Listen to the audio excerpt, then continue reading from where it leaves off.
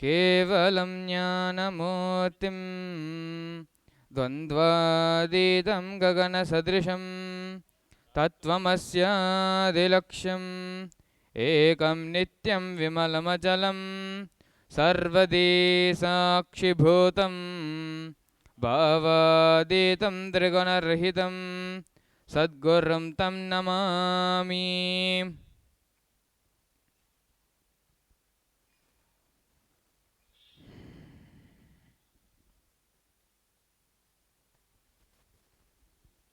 Nityananda, we welcome all who are viewing us here today on Nityananda TV, Kailasa's official TV channel. Today, as part of the Jivata Sadas, we have a very interesting topic set before us today.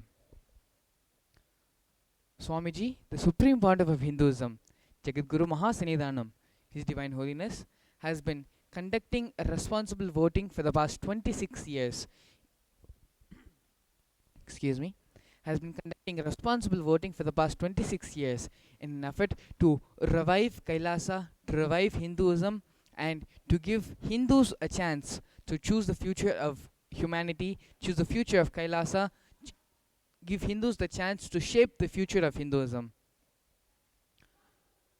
Swamiji, who is working day and night tirelessly to revive the Kailasa nation, the only Hindu nation,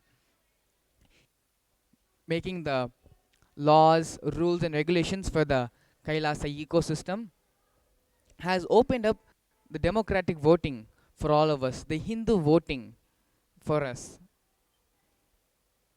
In turn, to not only cast our vote, Swamiji beautifully explains on what is necessary, the reason.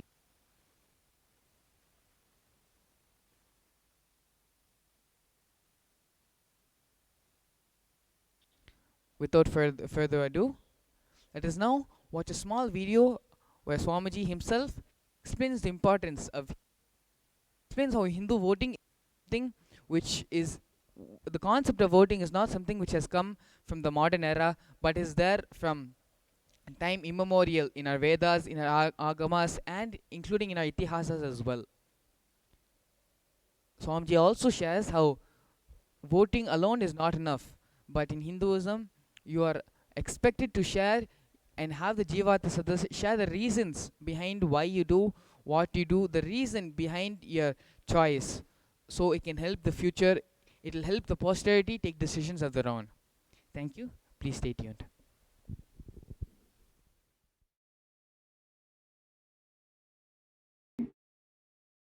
We have very beautiful announcement. The Hindu votes are sacred. The Hindu votes matter. Hindus vote for Hinduism. Activity is getting consolidated and presented to all of you. I want all of you to know this voting system is in Hinduism from time immemorial. Even in the Vedas and Puranas, there are references where a concept is debated and voted. Not only in our Vedas and Agamas, even in the Puranas, there are enough historical reference.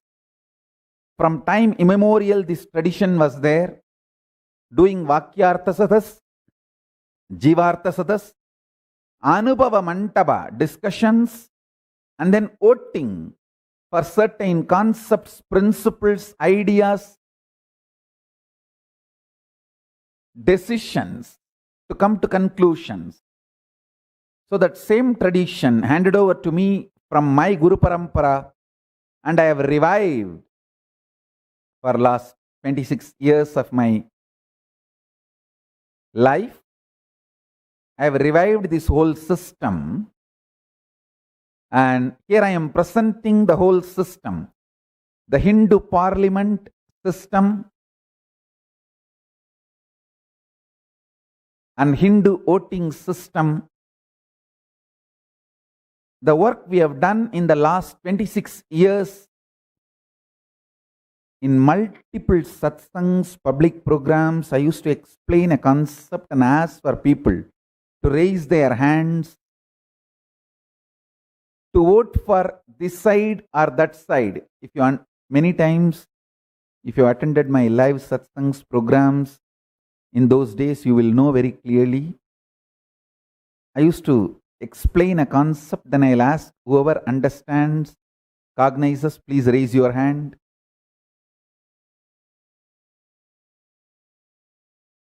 Understands this principle, raise your hand. So it is the principle adopted from the ancient time. I was reviving the original parliament system as per the cosmic constitution of Hinduism. Continuously, we will do Vakyartha Sadas, Jivartha Sadas, and ask the Hindus to vote for various Hindu matters and offer the Vidhi and Nisheda, the Smriti for this Yuga. The Smriti for this Yuga will be revealed through Vakyartha Sadas, Jivartha Sadas, and voting. Finally, approved by the Supreme Pontiff of Hinduism, we will be bringing new Smriti to life for this modern day.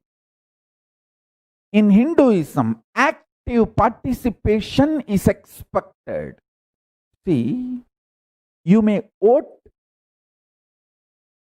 just by saying yes or no, but that will be considered only as a participation, not active participation. If you give an explanation, your viewpoint, why you are voting for what you are voting, why you are doing what you are doing. If you present your powerful cognitions too, it will help the next generation Hindus. See, when you have a reason to vote for vegetarian food, and if you explain the reason also, after 100 years, if that reason has changed or that reason has become irrelevant, people can change the decision. So it will help for the generations to enjoy your expertise and your intelligence. That is the reason we request you to put your powerful cognitions, your thought currents also on record in the form of Vakyartha Sadas and Jivartha Sadas.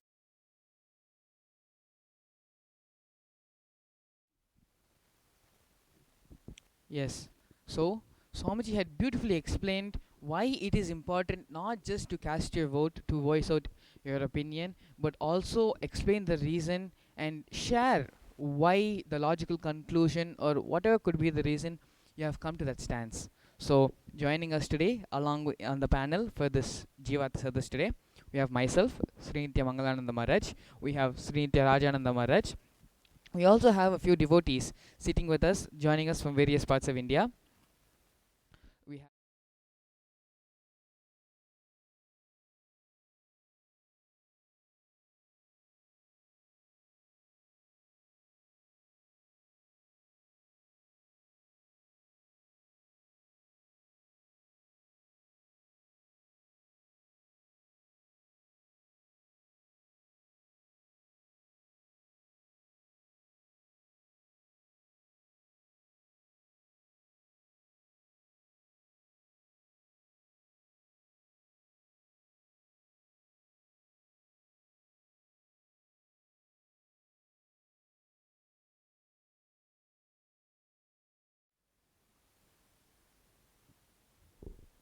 Dhanam,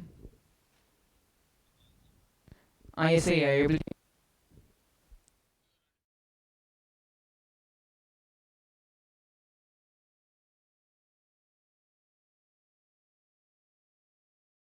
Uh,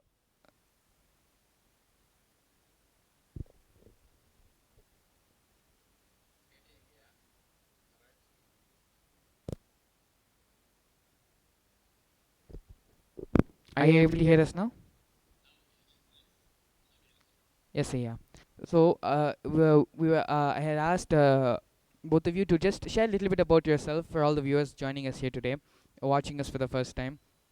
In a few words about yourself, how you met Swamiji, so that they know a little bit about you, and that the Hindus who are discussing with us here today, the Hindus who are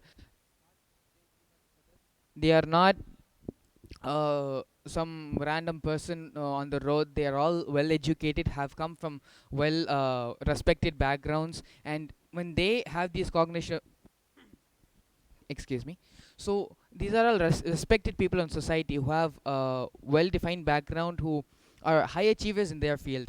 So they coming and sharing these clicks, when you know a little bit about them and from where they're coming, the view, the points they share, everything will have a deeper impact inside all of us. Yes, yeah, please go ahead.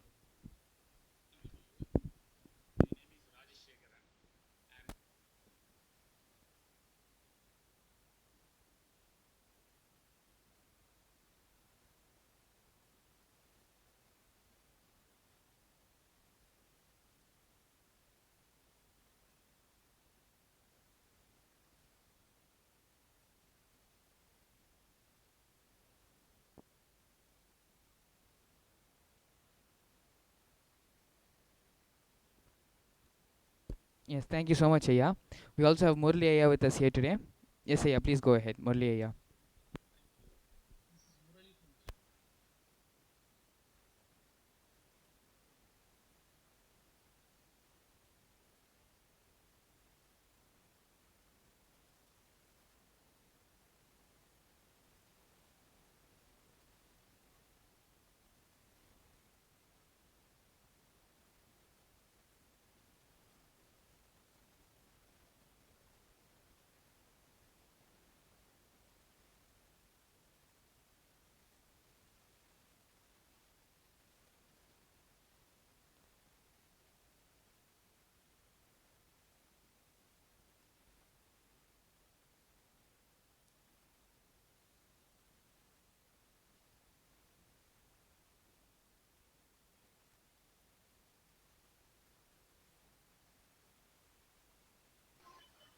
And any further topics, aspects about my connection, let me discuss during the discussion today. Thank you. Yes, yeah, thank you so much. So, those of you who have been viewing us continuously and who have been with us for the previous Jivat Sadas, you would have heard us speaking about different topics about vegetarianism and non-vegetarianism, about how the caste system, Hindu caste system, how what should be the stance on that. And for the past many weeks, we have been continuously debating on the topic of puja, whether puja should be made into a mandatory law or not. Today, we have a different topic with us, the topic of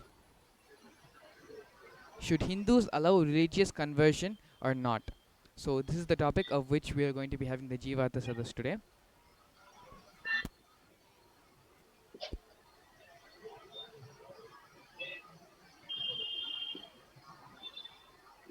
Yes. So what is religious conversion? How does it affect Hinduism? So what do you mean by conversion?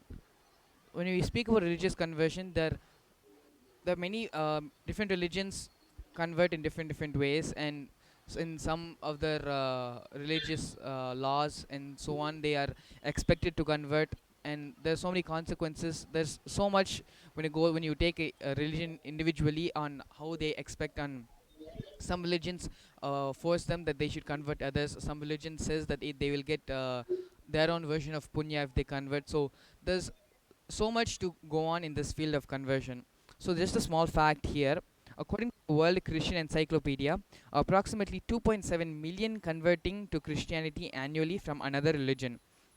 World Christian Encyclopedia also cited that Christianity rank at first place in net gains through religious conversions. So, not only do a large number of people convert to Christianity, but they benefit financially and economically as well through religious conversions. So for them, religious conversions, as per this fact, is not just something which is limited to bringing more and more people to follow their faith and follow their belief, but it is also a source of income as well, blurring the line between a business and religion. So this is a very unfortunate fate which is happening, where for the sake of money and for the sake of financial gains, conversion is encouraged and they are converting for such. So along with today's presentation, we also have a lot of facts going about how religious conversion is affecting and how religious conversion. So before we get into this, let's all give our initial thoughts and concerns about why we should allow religious conversion. The initial topic of today's Vakya Sata: should Hindus allow religious conversion or not? Yes, with this I pass on the mic to Nitya Rajananda Maharaj. Yes, Nityanandam, and yes, it is a as of the late, the religions that are younger than Hinduism, the religions that are much younger, that are a matter of only 2,000 or so years old, whereas Hinduism is about hundreds of thousands of years old. The seemingly attractiveness of it is its simplicity in its availability in scriptures, availability in the number of gods it has, and it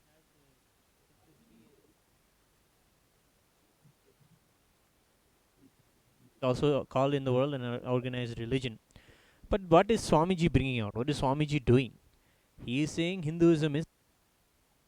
He is saying Hinduism is. Or he is saying it is completely a religion that somebody can follow as organized as somebody follows any other religion.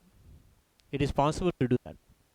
What is he doing? He is giving Diksha, Shiva Diksha, and various other Dikshas that anybody can take and be initiated properly, following a particular scripture and a set of guidelines and a set of restrictions and a set of lifestyle prescriptions. So he is organizing it. And it is a matter of getting people to understand that this religion, Hinduism, is organized, and coming back and saying, see, Hinduism is also organized. Swamiji is guiding us. He is the supreme pontiff of it. So let us align to taking the advantage of what really benefits Hinduism has. So I just want to bring light to on this topic, that if we branch off into the usual argument of those religions have conversion, those religions have Islam has conversion, and Christianity has conversion, that those topics, yes, they are capable of being organized because they have less to deal with. It's unfortunate for them they have less. We are fortunate, we have a vast ocean of knowledge. It is Swamiji who has taken it on his shoulders to organize that in the language in which people understand today. It is organized in the language with which people understood it 1,000 years ago. But in the language with which people understand it today, Swamiji is doing the great work of organizing it. And he's saying it's a very big thing to be a part of this, the building of this nation, the Kailasa nation. This is what Sri Kailasa is and is what it stands for, being organized. What is it that we're saying nation for? Nation is a statement of organization. So let us, I wanted to just bring out this one point, that it is important to understand that when the question is being asked is, what should we allow religious conversion? We should also be asking the question, are we ready to do it ourselves? But we will not be cheap about it, of course. The cheap ways that the Christianity, you can show the examples, Maharaj. So that also is a question. Are we ready to do it? Are we ready to be organized like that? Yes, thank you. Yes. Before we get into any more facts, I think our panelists here with us would like to share before we further into the discussion. Initial thoughts before, so when we get in discussion, our thoughts, views, everything will change. So before we enter into it, what are initial thoughts and initial concerns regarding whether Hinduism should allow religious conversion or not? Yes, yeah, please go ahead. Thank you, Maharaj. Why conversion? Conversion is a source of income. But if you see, Hinduism is one of the only religion which gives preference to the freedom to the devotees. Whatever they want to follow, they can follow. It's not a institutionalized religion. It is a way of life. So, if you see other religions which you are going for conversion, They are all institutionalized, making it a source of income. So they are doing conversion. What is conversion? Suppose even in India, we have, as per our constitution, it is enshrined that we have freedom of following religions. You have freedom to follow anything. But there may be one or two people, voluntarily they may change for obvious reasons. But what is happening is forceful conversion and illegal conversions. This has to be, we have to see these two things. We have been forcibly converted by one religion which came brutally, done all criminal activities and changed nations-wise all over the world. Likewise, even another religion was also doing it in Europe. Europe, it was only ancient religions like Rome and Greece.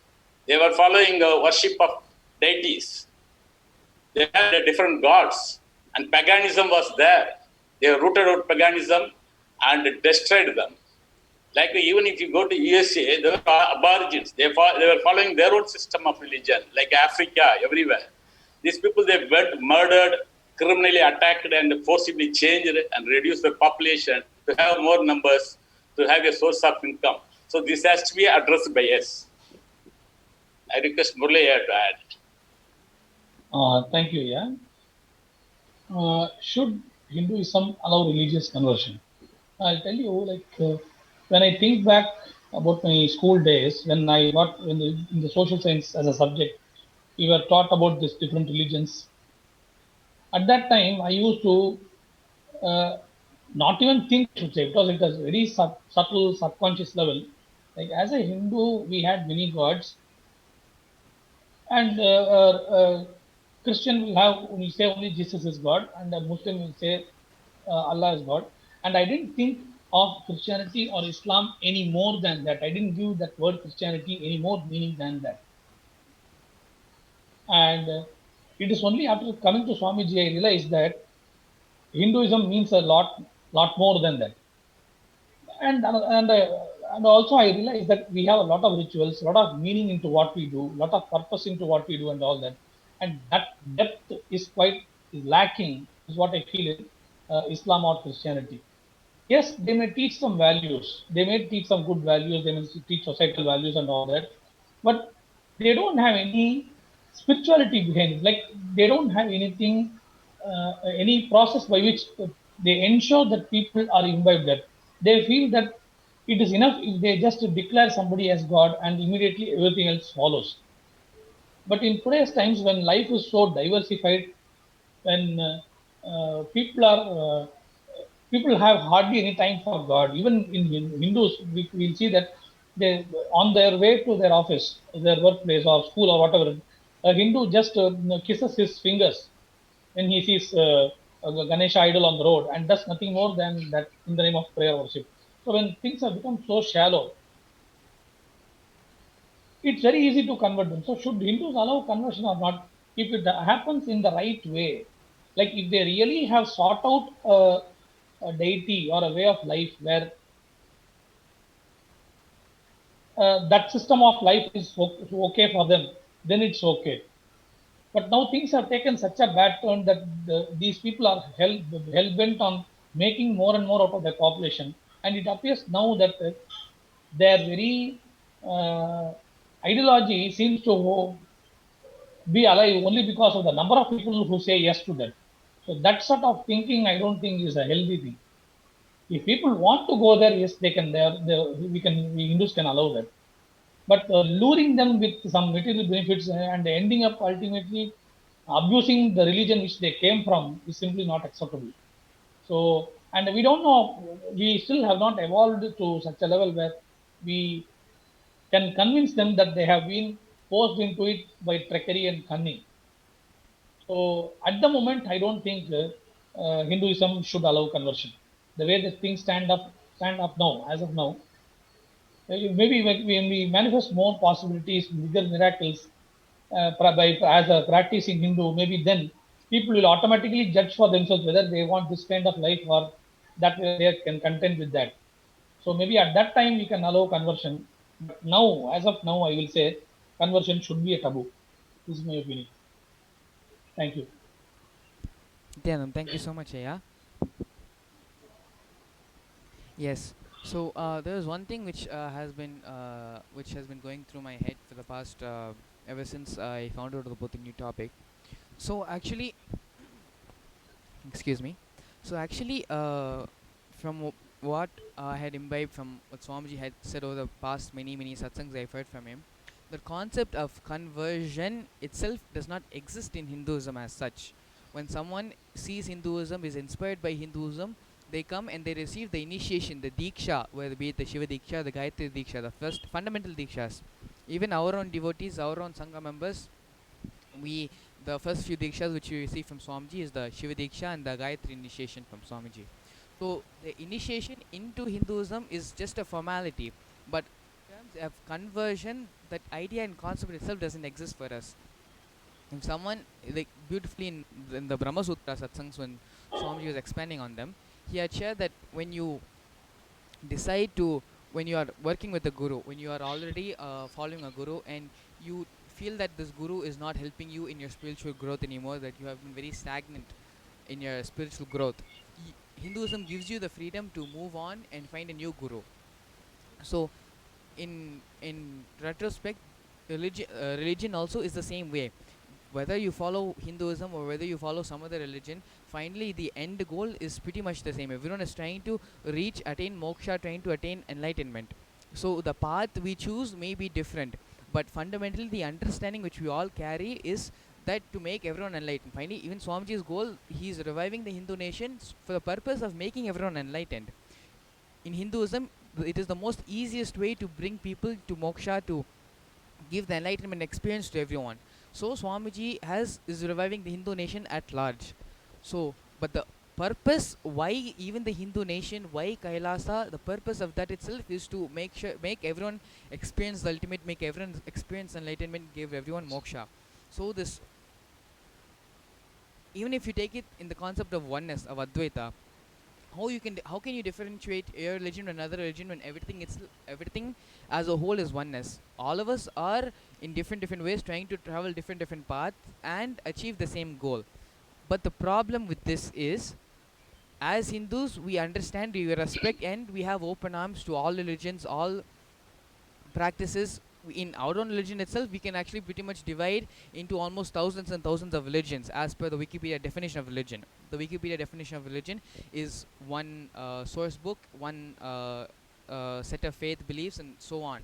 So if you see it as per that definition, Hinduism itself accommodates more than thousands and thousands of religions.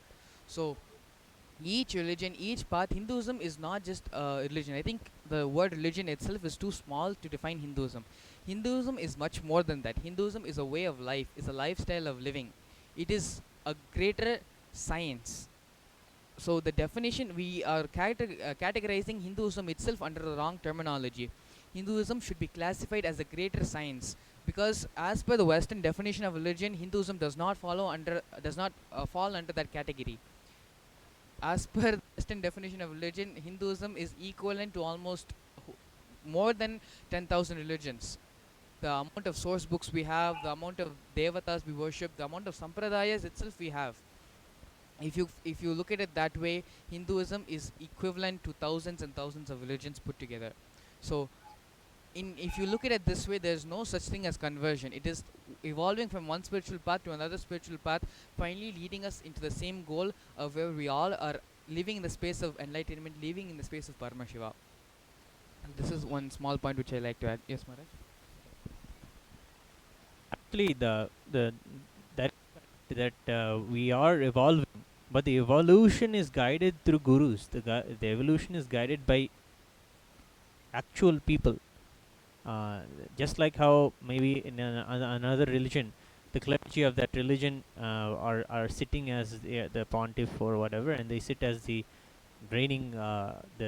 Even if you take the Vatican, it is a city and a nation in itself, and it governs, and it governs based off the laws prescribed in the Bible.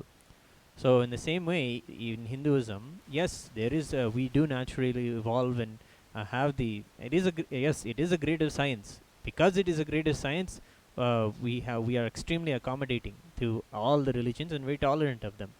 And when it comes to this conversion, we uh, we don't have the same kind of thing. We have, as you said, as we were discussing, Diksha, initiation, that initiates you into the particular ways of Hinduism, and it has different paths, and you moving from one path to the next path is not frowned upon. You can very much do this, and it's encouraged, and the Guru himself encourages it.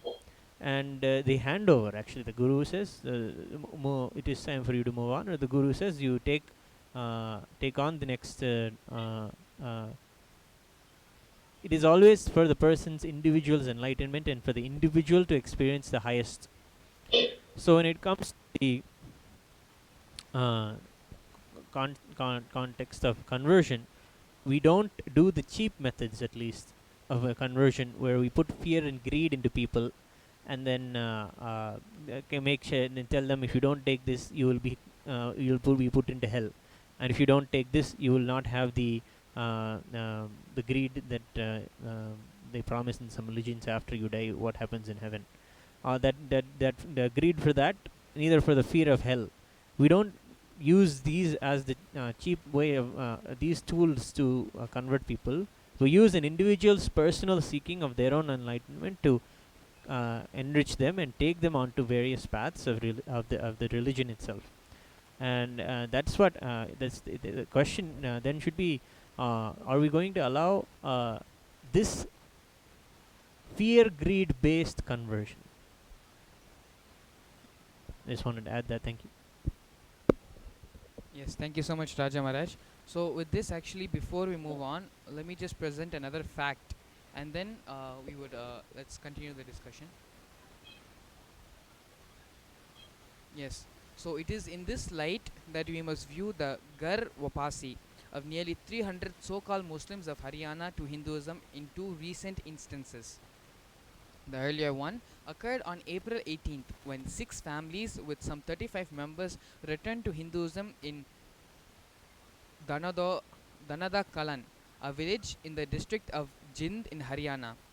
The more recent incident was on May 8th, in which 40 families consisting of some 250 people returned to Hinduism. In both instances, the trigger was the last rites of a deceased elder. By opting for Christian, converted returned to the Hindu identity. I used so-called Muslim to describe these families because they lived like Hindus for most part, retaining Hindu customs and names, but were listed as Muslims. According to their own traditions and legends, they were converted to Islam during the times of Aurangzeb. One reason for the return, it was reported, is that they belong to the Dom community, recognized as a scheduled caste, and thus eligible for benefits if they identified as Hindus rather than Muslims. So, the whatever said in this in this article, the main 2 points which I wanted to bring out. The main 2 points which I wanted to bring out is that here you can see that it is because of Aurangzeb's invasion, they had to forcefully convert themselves into Muslim just so that they can live. After that, due to various reasons, they were continued to be listed as Muslims, and then but in practice, in name, everything else in their lifestyle, they pretty much lived as Hindus. After, in time when they for their burial of their ancestors or their elders, it was then they realized that it is time to change back to Hinduism, that they do not want to live in any other fashion, in any other way.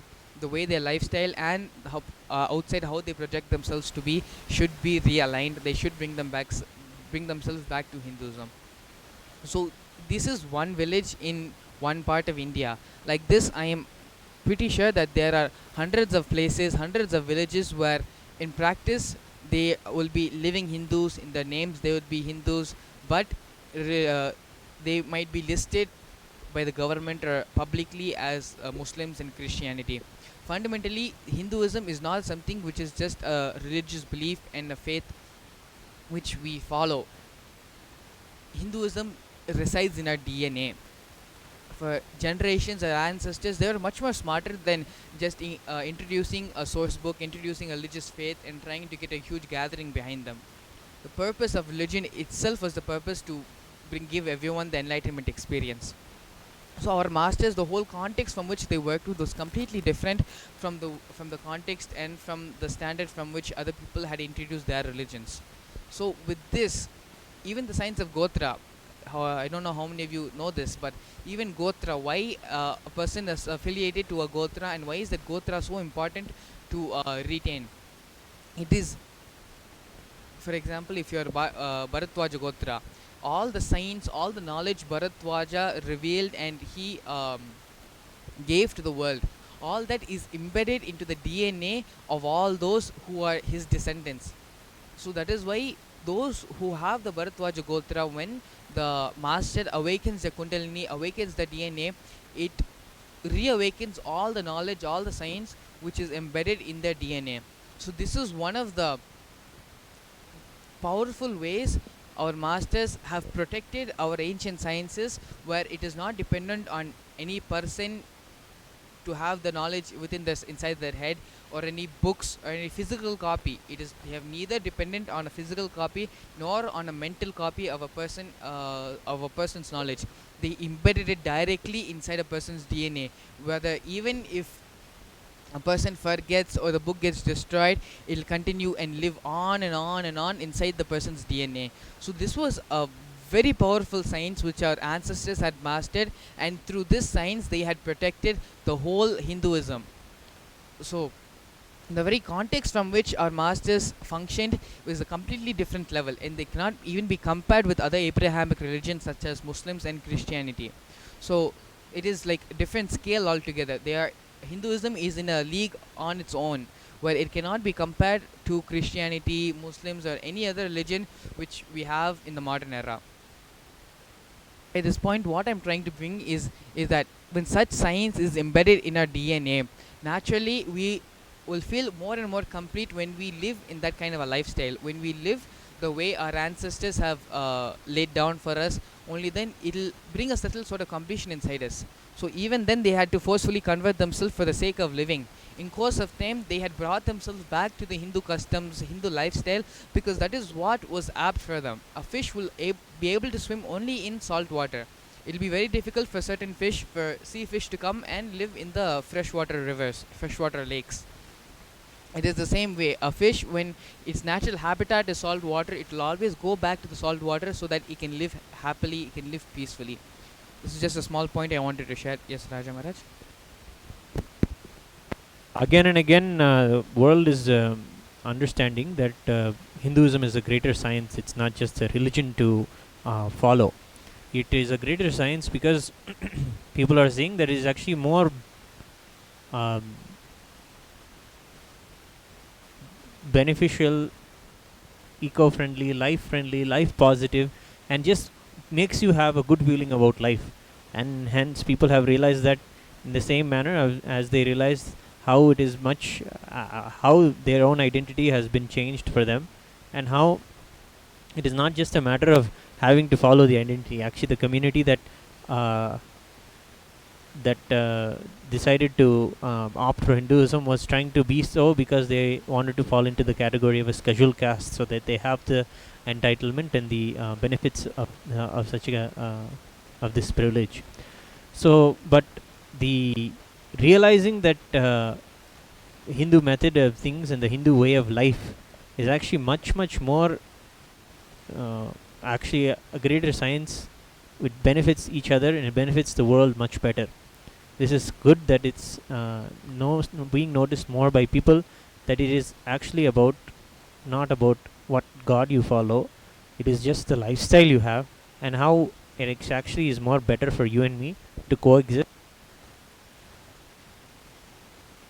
Dharma is actually the truth that we should follow, and that dharma is the principle of which Hindu created, and people are understanding that dharma is something that we were,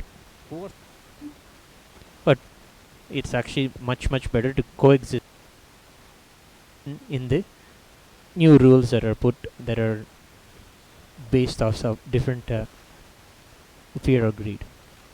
That's what I wanted to add. Thank you. Yes, yeah, something you'd like to add before we move on? Actually, being a disciple of Swamiji for so long, And after listening to all the sections, I also resonate with the idea that we are all one, we are all in oneness. But I just wanted to say that in the language which the common man, also people understood. So when I talk to my friends who got converted and are trying to pull me also into the new faith, I tell them, if you are really a universal faith, you are really meant to be universal. How you are able to see me as different? I used to ask them that, or which they don't have any fair answers. See, ideally, you should be able to see how I am looking at God, how I look at religion and all that, as at least a stepping stone towards reaching where you are now.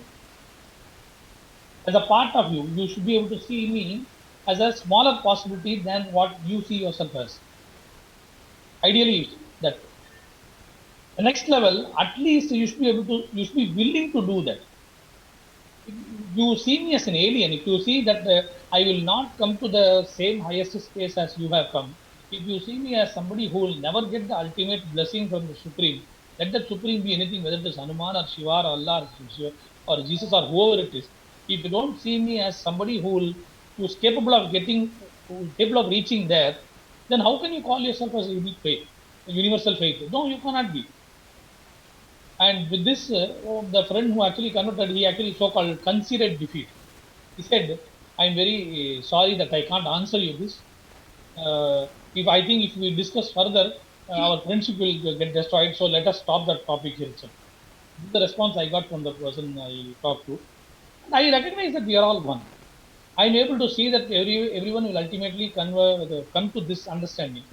But it's all their perception. But why the Abrahamic faiths don't realize that thing, why we use the word convert at all is they are not able to see a bigger picture. They actually are operating from a smaller understanding about what is possible, and that I will feel is because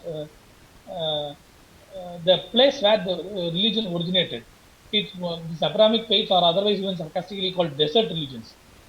That means what they were desperately looking for, even some natural resources to support their very basic existence.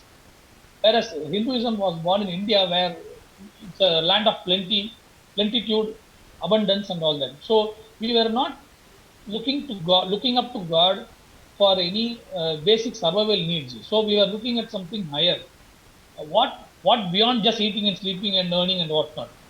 So we were looking at life like that. We were looking up to higher things.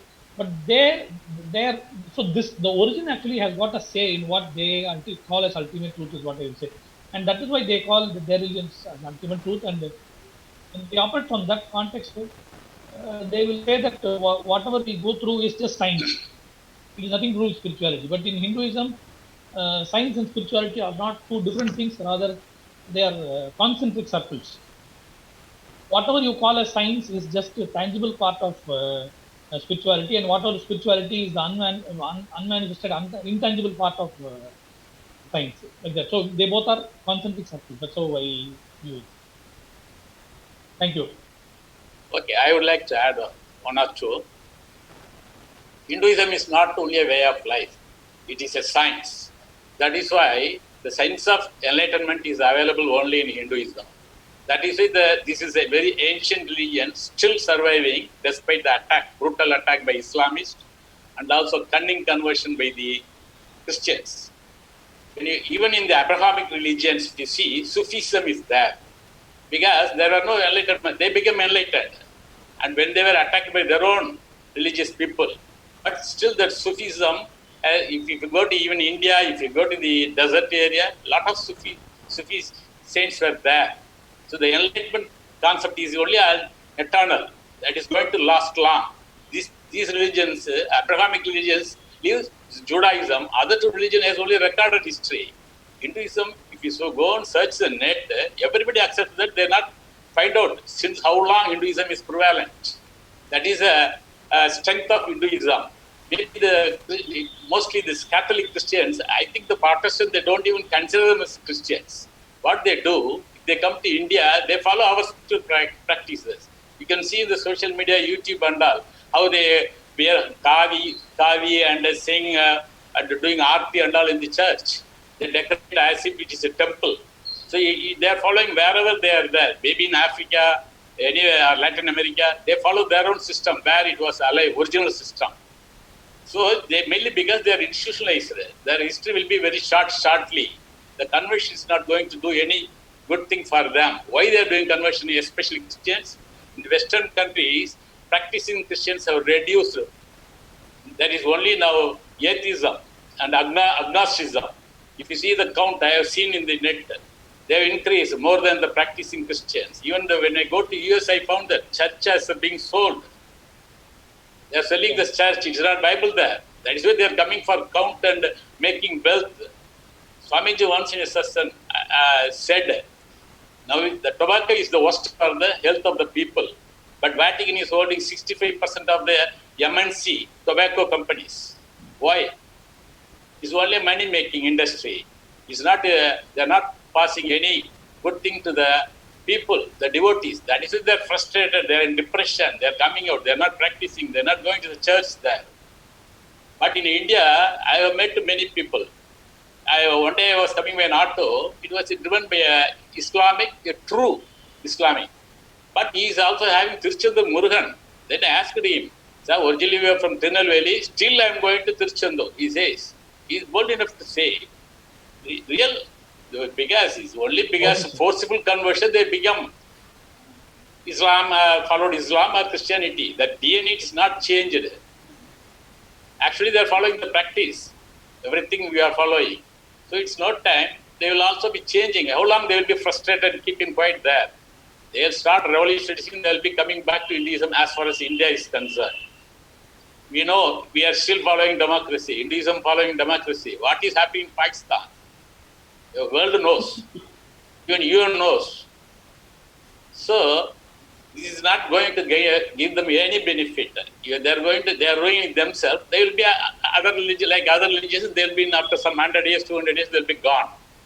Once our Kailasha starts, within 50 years, I think there will be a perceptible change in the mind of the converted people, whose DNA is already only Hinduism. Because India was the very primitive India, and we are a very civilized country.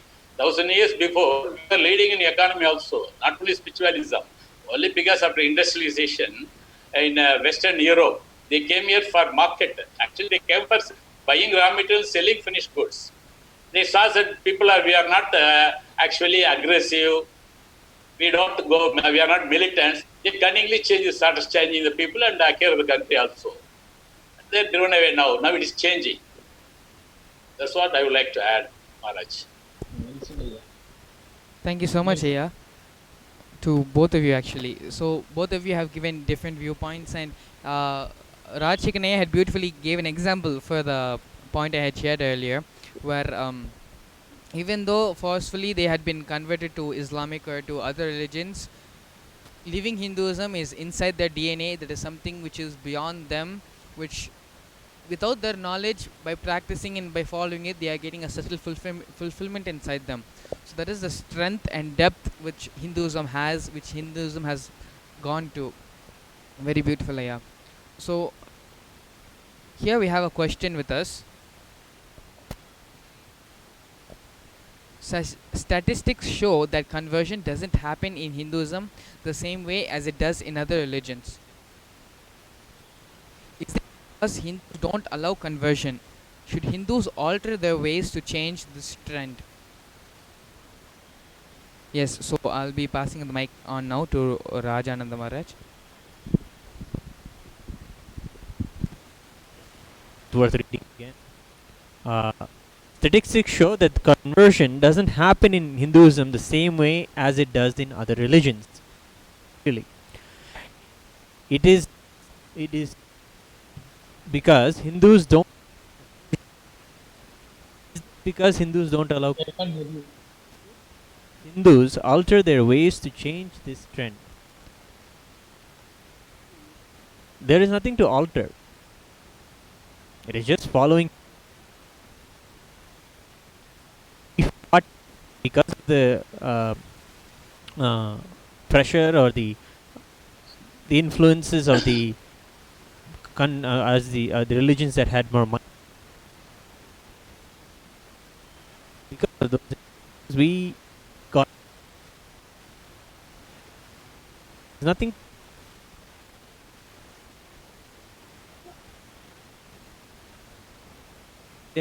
It is as vast and as to solve even today. So I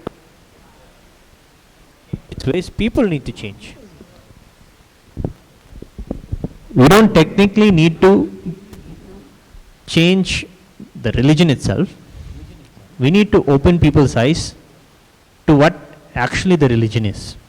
So one thing I actually wanted to add to Murli Ayya, you're having conversations with your friends and your the people who you find have converted to the other religion. Actually, the challenge, and I feel I understand the challenge you face in life, and how it makes it's worth it. But I feel that you should try to go to those who are the neo-Hindus and help them open their eyes to being a practicing Hindu as you and me are. Because if you help them open their eyes, then we'll be able to make Sri Kailasa the way that Swamiji is envisioning.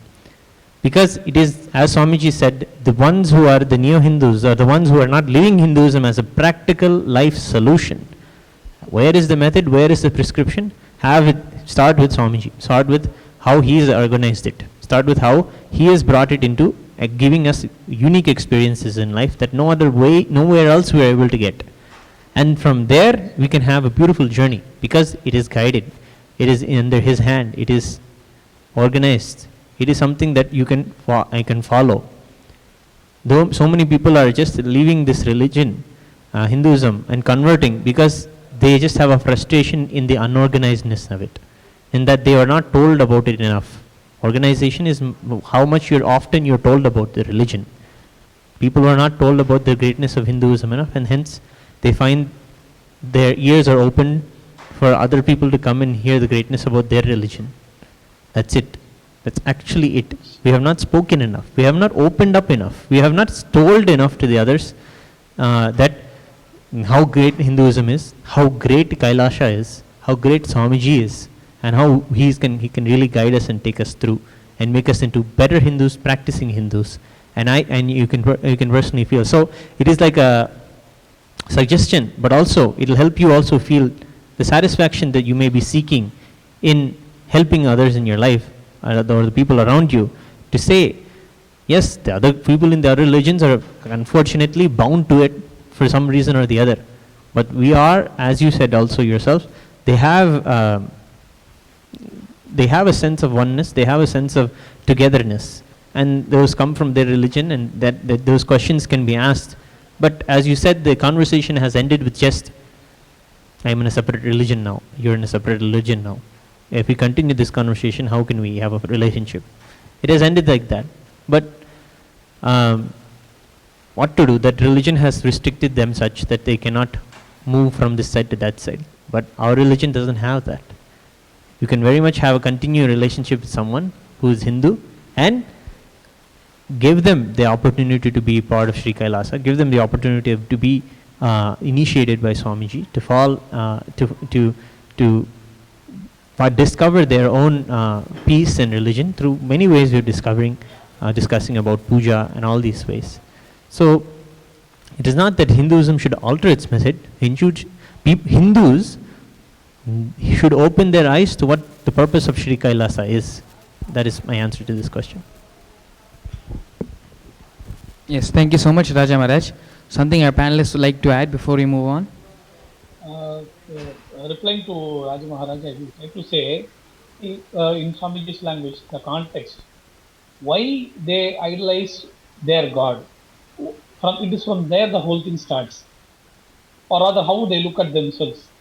See, it is only because they have subscribed to the view that they are already a sinner or something like that, and they have only this one lifetime to reform themselves and reach the ultimate goal.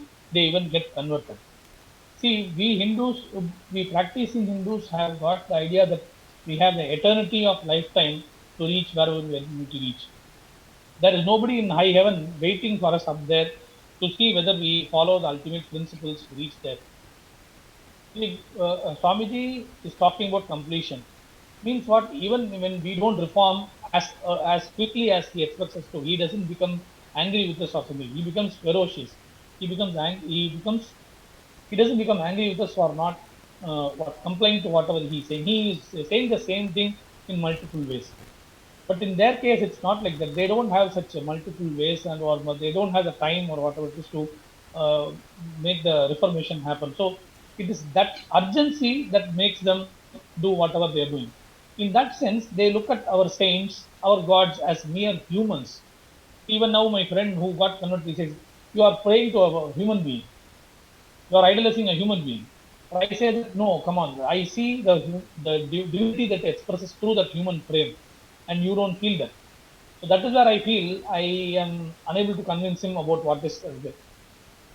So why I said that as of now that uh, let us not allow this conversion. But should answering this the latest question, should we have a conversion practice? No, because we tried in saying that Hinduism doesn't allow conversion, doesn't have anything called conversion. So let us maintain that. Let us maintain that, and only when we live our values intensely, I think that will only change them. As Raja Maharaj said, only when we live our values, while we revoke Kailasa within us by the existing practicing Hindus, that itself will make the change, and it will. And as Rajasekhar Maya said, uh, uh, with the passage of time, they will themselves get fed up of what restricting themselves to thinking that they are sinners or they have only this one lifetime and all that. They will be able to see the change in us, and they will come here.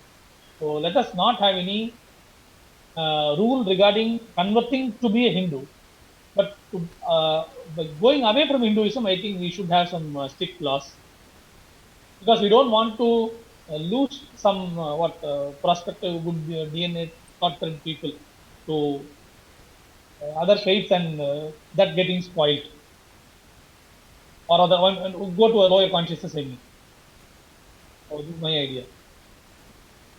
What I would like to add is there is no conversion in the Hinduism because Hinduism is a way of life, it's a truth. So we don't convert anybody. We are being only converted because we are passive. As you rightly pointed, Maharaj, even anti-Hindus are lesser problem for us than the neo-Hindus. So the neo-Hindus should have to be changed first. Then only the religion will be get strengthened. We are having the sense of enlightenment masters. The Jnana Parampara is there. They come and revive the Hinduism. That is why it is there for a long time. In other religions, it is not there. There is no enlightenment. Enlightenment is only speciality of Hinduism. Actually, it is Sanatana Dharma. Hinduism is the word coined by British imperialists. So that is why Hinduism is surviving.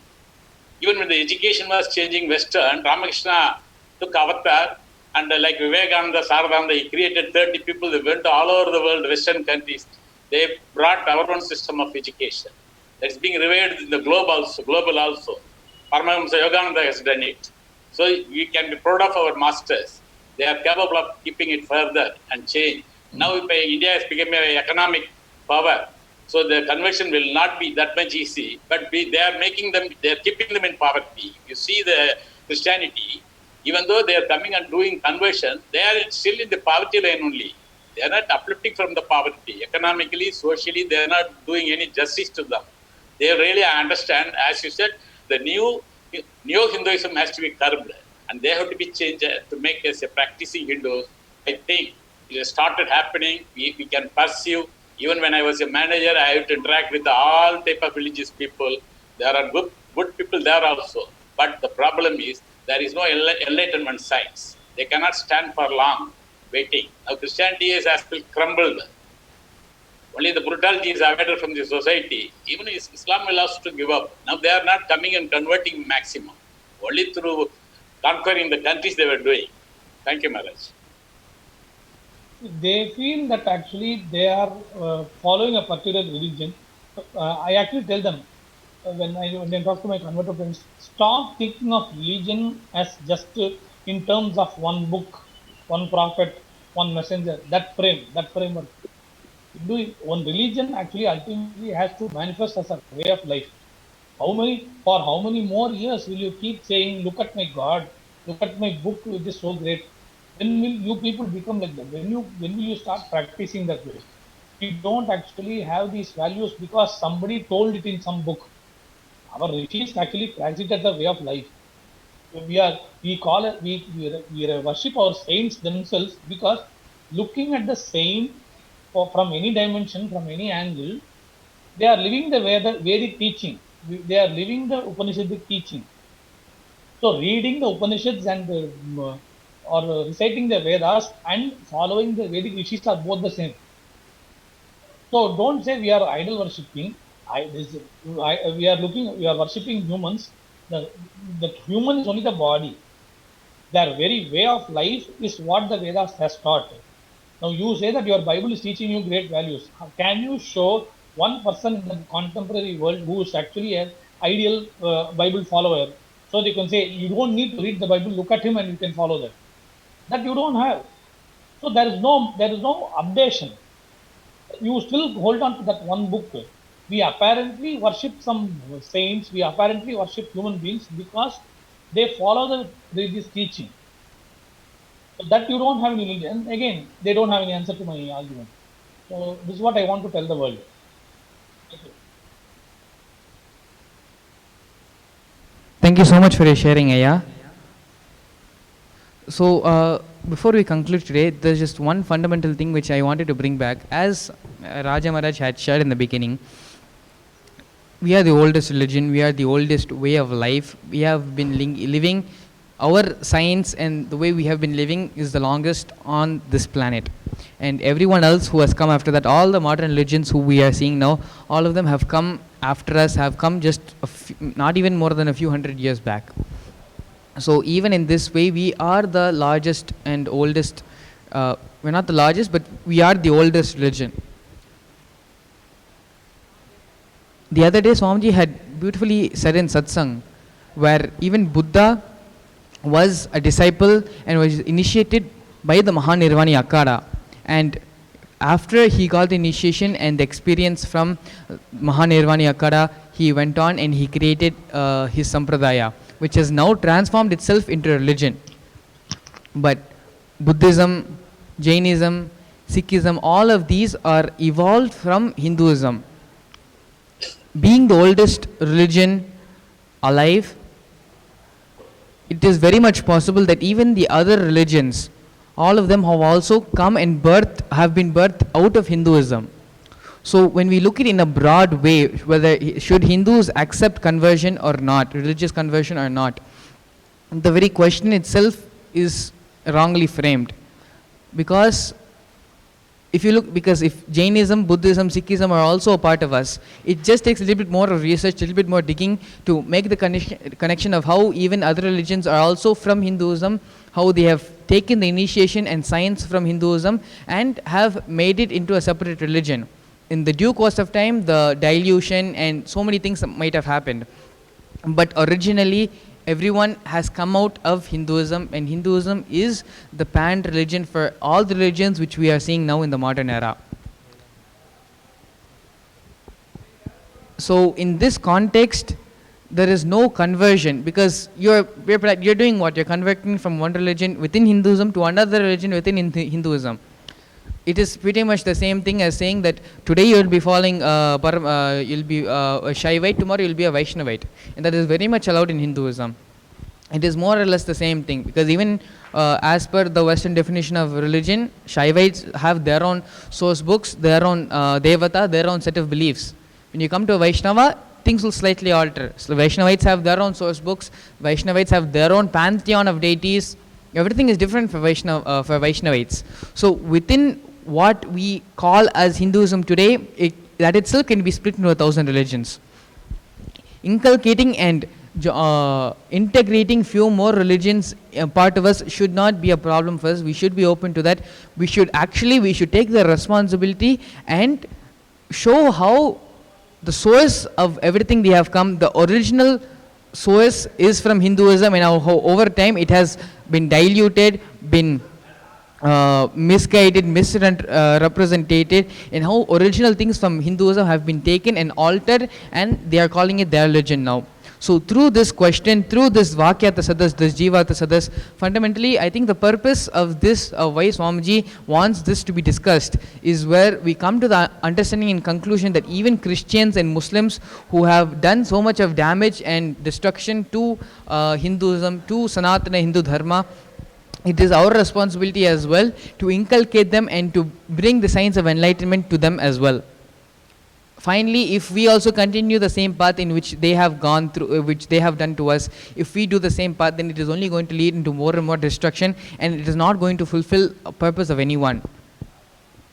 That is not what Swamiji wants. That is not what Swamiji is trying to do by reviving Hinduism. He is trying to give this experience of enlightenment of we are all Paramashiva to all of us. So, through this question, through this Jivata Sadas, I think finally what the responsibility we should be taking now is how we can inculcate other religions, how we can show them that it is from Hinduism, your religion has also evolved, to bring them back to the source and give this experience of enlightenment to them as well. So this is something which I would like to finally share. Before we conclude, is there anything else you want to share before we end today? Hi, actually, you've nicely summed up the Jivata Sadas today, Maharaj. And yeah, it is very beautiful to see the conversation of Sri Kailasa coming into place. It is no longer as the media and even some trolls make fun of Sri Kailasa as some kind of an imagination. It is our work to make it into a reality. It is our work to show that it is something real, and it's something that is very much alive. Swamiji has said that Sri Kailasa has begun when he started his mission, and it has. The work of it has definitely started there. The organization of it has completely increased and increased and increased. Now it has become into the form of a nation, where a physical place will be there. So the conversation also can go to the extent, when we converse further, of how in a physical place, how in religions that are in countries that have major religions, or religious, it's a Muslim country, how Hindus have to compromise on particular practices. In the same way, in Sri Kailasa, when there is a Muslim that lives there, he needs to compromise on his violence. He needs to compromise on his violence against animals. He needs to compromise. Yes, we will be accommodating, because that is the nature of the world today. If we have to register ourselves as the United Nations, we cannot be not accepting other religions. We have to. But they will have to abide by the laws that are set forth in Sri Kailasa. So these are going to be there, and those challenges will be there. So it is about following the nature of accommodating these religions, but also aligning them to the greater science. That is the purpose of Sri Kailasa. Thank you. Just one thing, small thing which I wanted to add to Raja Maharaj. So when we say Kailasa, we mean the only Hindu nation in the world. So when we inculcate other religions, other beliefs, we may start looking as secularists. So I just wanted to clarify one point here. The purpose of even bringing in other religions and integrating them and allowing them into Sri Kailasa is not going to make us secular, but also going to show that there is no other religion other than Hinduism. Even the so-called religions which they are calling themselves, it is just a branch, a small stream which they have taken of Hinduism and have renamed it, have misrepresented, and it is what it is now. But originally everything has evolved from Hinduism. People have taken it in their own way and have gathered their own following, and now it's called religion now.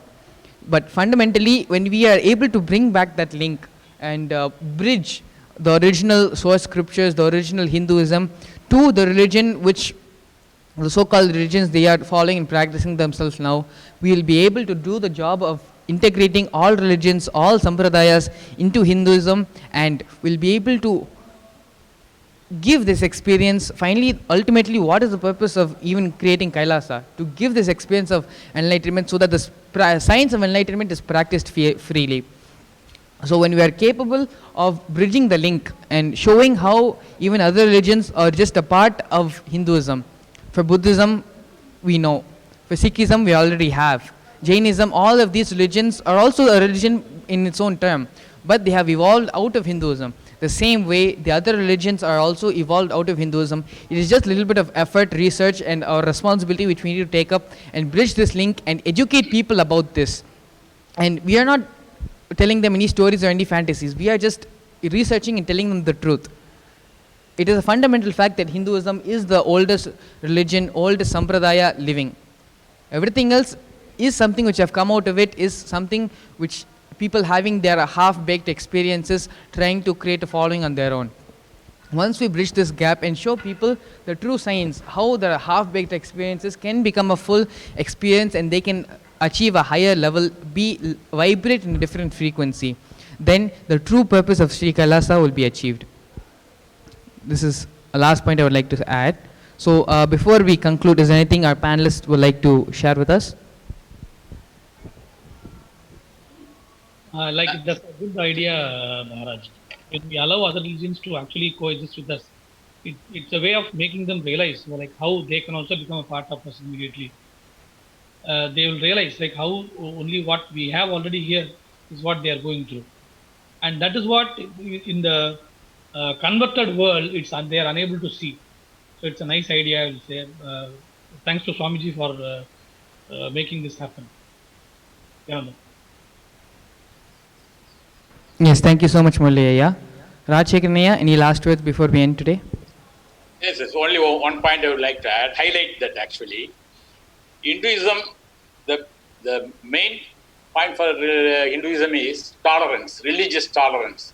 That is why we are having religious pluralism. As you said, there are different type of people, Vaishnavites, Saivites, praying to Muruga, the people are there. Sampradayas are more. But the common thread is same. Deity worship, puja, homa, everything is a common only. That is why it is surveying, because it gives an option to the devotees. But generally, it is only dharma, the sanadana dharma only it is there. That is why it is surviving. It will survive. The intolerant religions are bound to vanish shortly. Thank you, Maharaj. Yes, as Rajshekharanaya had shared, it is just a few, even I'm pretty sure that even the people who have gone out and have started their own religions and have become the Christianity and Islam as we see today, I'm pretty sure that they have taken from Hinduism, but they have not had the full experience. They have taken only bits and pieces of what they had understood, and they have formed their own sampradayas, their own religions. So it is just a fundamental job to bring them back and show them the source, show them from where they had emerged, from where the religions had emerged. And as long as we are biased and present the unbiased and present the facts as it is, I am sure that as modern day, as Swamiji beautifully has kept on sharing in satsang again and again, the modern youth, a very good thing which the internet and social media which it has done is open up people's eyes and allowing them to search for the truth themselves. A lot of people, they are not believing what mainstream media has been presenting, what is the common belief these days, but they are going back and doing their own research, doing their own Purva Paksha, as Rajiv Malhotra uses the word. They are doing their own research and trying to find out actually what is the truth. And it is because of the search for the truth, so much youngsters, so much youth have opened their eyes and have gone and looking towards more and more different ways where they can also achieve the ultimate. So this is actually a very big plus point for us, and we can take advantage of this. And just all we need to do is a little bit of research and connect back how all the founders of different religions, how they emerged from Sanatana Hindu Dharma. And unfortunately, because of knowing only half, because of the half-baked experiences, they have only introduced in such a way. So Thank you, Rajshekharanaya and Murlayya. Thank you so much for joining us today for this Jivata Sadas. It was so nice to have you. We invite you to come back again tomorrow and for the further days to be a part of this Jivata Sadas. Thank you so much. Okay, sure. So yes, with this, those of you, if you have had any click, any thing, anything which has vibrated with you, which you think can, if this concept, if something here which we have said has clicked with you and you want to cast your vote. You want to be a part of shaping the future of humanity, shaping the future of Hinduism, shaping the future of the Kailasa nation. All you need to do is visit the link which is being projected, tinyurl.com/Hindu votes, and voice out your opinion, cast your vote as to what do you think the stance should be taken by Hinduism on whether we should allow religious conversion or not. With this, let us now enter into the meditation and prepare ourselves for the Nitya Satsang. Please sit with your head, neck and spine in a straight line. Bring your awareness to your Ananda Gandha. Visualize Swamiji sitting in your Ananda Gandha as Paramashiva with 25 heads and 50 hands. Now, reverberating throughout your entire body, start chanting the Mahavakya Om Nityananda Paramashivoham. Om Nityananda Paramashivoham. Om Nityananda Paramashivoham.